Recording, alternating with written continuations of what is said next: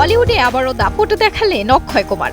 নতুন ছবি ভূত বাংলা মুক্তির মাত্র 4 দিনের মধ্যেই বিশ্বব্যাপী আয় করেছে 100 কোটিরও বেশি। হরর কমেডির ঘরানার এই ছবিটি দর্শকদের মধ্যে তৈরি করেছে দারুণ উন্মাদনা।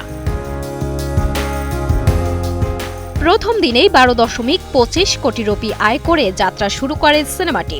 দ্বিতীয় দিনে আয় উল্লেখযোগ্যভাবে বেড়ে যায় প্রায় 55%।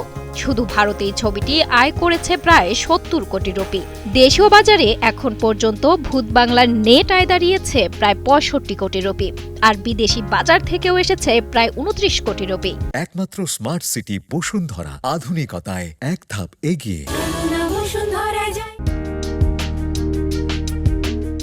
ছবিটি পরিচালনা করেছে চলচ্চিত্র নির্মাতা প্রিয়দর্শন। দীর্ঘদিন পর অক্ষয় প্রিয়দর্শন জুটির এই প্রত্যাবর্তন দর্শক মহলেও ব্যাপক সাড়া ফেলেছে। ছবিটিতে আরও অভিনয় করেছেন টাবু, পরেশ রাওয়াল এবং রাজপাল যাদব সহ অনেকেই।